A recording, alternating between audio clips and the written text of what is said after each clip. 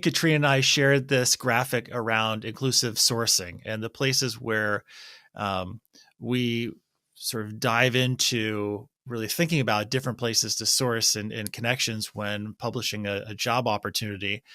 So the schematic that we sketched out here includes 6 different buckets, and we think it kind of flows where taking a deeper look at places to post, then your own website and sort of that ecosystem that goes into social media, that then goes into LinkedIn, which is diving further into one piece of social media, that then takes a closer look at the relationships that we have, and then ends up at the applicant tracking. So that funnel might make the most sense for us to really dive into today. Of course, that's just the way we chose to. At any point, you could take a look at LinkedIn first, but that just feels like the best way to go about it for this conversation today. So, Tim, just before we jump in, I really want to just highlight, this is where we often hear that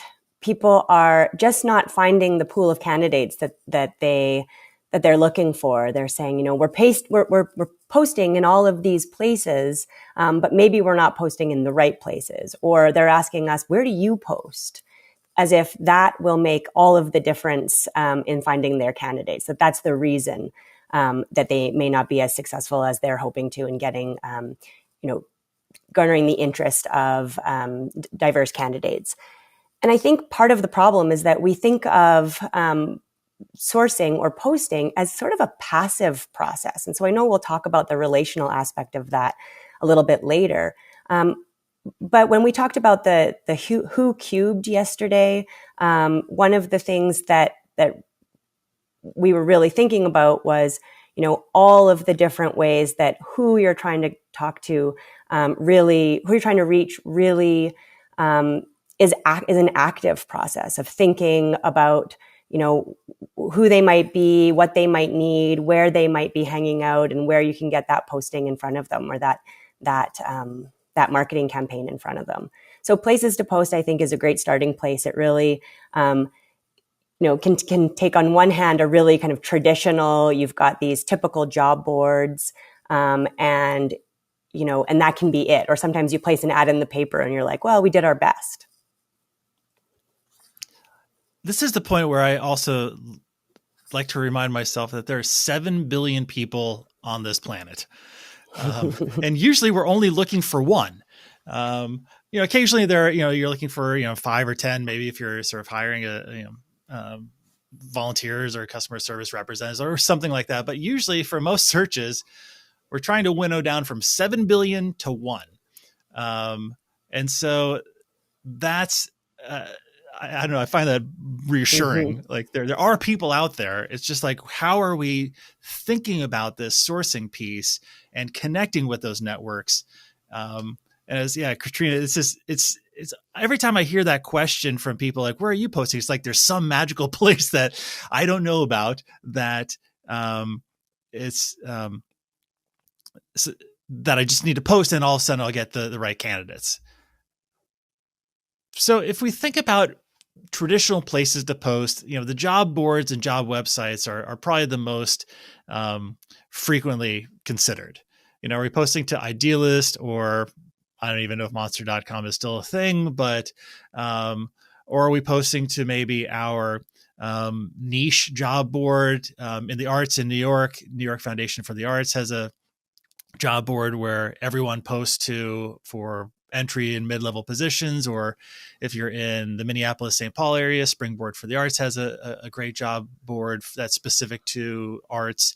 And then they exist for a lot of different sectors. Like, if you're looking for an HR person, SHRM's website is sort of the big place where HR professionals sort of look for jobs. Mm-hmm. So that's the job boards and the job websites.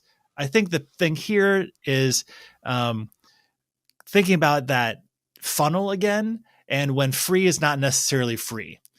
There are a lot of places that will allow you to post for free, but then you'll get this like hundreds of applications that don't have candidates that align with the knowledge, skills, and abilities. And then the soft cost of you having to unpack that thing of the team has to take time to look through all of those, even because you don't know if there are people who align. And so sometimes you might want to pay for postings that you know will get you fewer, maybe if you think about sort of gross and net, I've never thought about that before when it comes to application packages, but so it gets you fewer at the gross level. But if you sort of net down to the ones that really have the core knowledge, skills, and abilities, it's higher quality. It's a closer correlation between the numbers that you get. And often those job boards are aggregating as they go. And so there are so many jobs that are showing up in those spaces, but the people that are paying are getting premium placement, or the people that are posting more jobs are getting premium placements. And so it's possible even that the jobs you're posting, if you're using, Indeed or any of those Idealist, any of those big boards, that those are actually pulling a lot. And so you may actually be burying your lead in some of those. And if you post in other places, those jobs may actually show up on some of those spaces just because of the way that aggregate works. Yeah. So often I would hear from candidates, "Oh, I heard about your job on X board." And I'm like, we didn't post there. Mm-hmm. And that's because the boards were syndicating from other places, or they were sort of, I guess, scraping the data to make their other job board have higher traffic. And so it's, I guess, good to mention up front too. One of the things that you'll want to do if you're not already doing is when you get candidates, asking them at some point in the process how they heard about the role, because then you'll over time be able to see what the channels are that are most beneficial, maybe who the people are in your network who are sort of the nodes for information connection. And then the next time you post, you'll know, all right, we're not going to do that one because maybe the cost and return on investment is not high enough, or otherwise.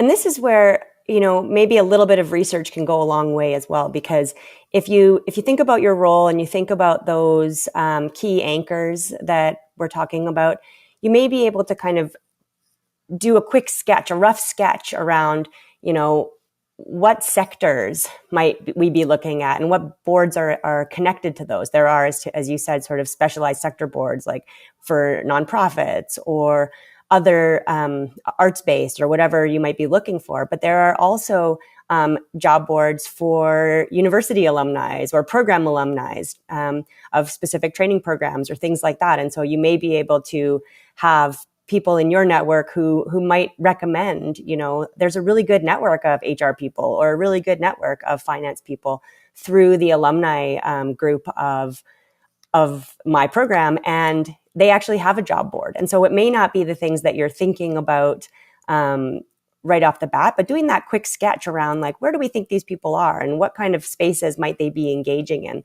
That can really help you if you are going to use a job board route or a job website route to just, identify sort of the best bang for your buck if you can.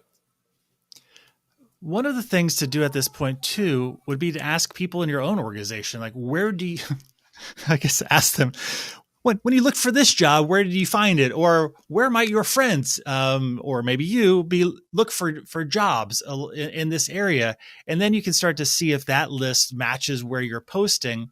Oftentimes you'll find there are these affinity groups or associations that you have to have a member in order to post there. And so that's helpful to then know, okay, so is anyone in our network a part of that affinity group or association so that they can post the role to that group? I would say from job boards, oftentimes, we need to weigh the hard costs. Like this will cost $250 or $500 for 2 weeks to get this posted on X site. Sometimes the sites that are more expensive are the ones that are the groups that you like. For instance, Sherm, like that costs a couple, $400 or $500, but it's highly targeted to that audience versus maybe this posting costs $330, but it's going to be sort of blanketed out. One of the places that I've used in the past is ZipRecruiter. It's expensive, and like I think at the time maybe it was like $200 or $300 for a month. Sorry, $2,000 or $3,000, $2,000 or $3,000 for a month. But what it allowed us to do was make the clone the post and make it appear as though it was local to 20 different cities around the country. And one of the examples I'm thinking of in particular, we were trying to find a senior level finance person, and we were an entirely virtual organization, so you could work anywhere in the United States. And what we did to get to that point was we started by looking at the best cities for finance professionals to live in the U.S. So we started with that cities list. Then we looked at cost of living, and we were basing the salary off of New York City. So I did cost of living adjustments for these cities. And then we looked at sort of median for finance position roles in that city. So we could see like where we were above average, and then targeted those 20 cities to say this role in those cities will pay people at this level more than they would typically make. And then we were able to clone the role for those 20 cities. So people in Asheville, North Carolina thought the role was in Asheville, North Carolina, or Austin, Texas, or Seattle. And this was before a lot of the job boards started adding, remote functionality. So like you could post and say, remote or virtual role. So people would see this and on the board, and then it would look like it was located in their city. And then as you read through, it said this position is remote. We did have some people say, I've noticed that you've posted this role to 20 different places, thinking that we're like this massive organization, like, hundreds of thousands of people that needed 20 directors of finance, which was an easier thing to clear up with them after they were already in the funnel. But it's taking a look at the different options that we now have, especially if you're allowing people to work remote from a physical location, and other ways that you can slice and dice the data to find out where those locations that you might want to really hone in on, where you would be most attractive to the candidates. It's a really good example, Tim, of that. Like, a little research goes a long way. You've just given a few different examples of some of that criteria or some of the ways to slice and dice that content. And I think that the issue of remote working and how that will shape out in the future is a really interesting one. How do you draw a boundary or scale sort of the recruitment efforts, knowing that you've got a remote opportunity, or knowing that you really expect relocation if you're looking at candidates who are coming from away, or who might not be as local as, maybe desired if you're expecting them to be in and out of the office all the time.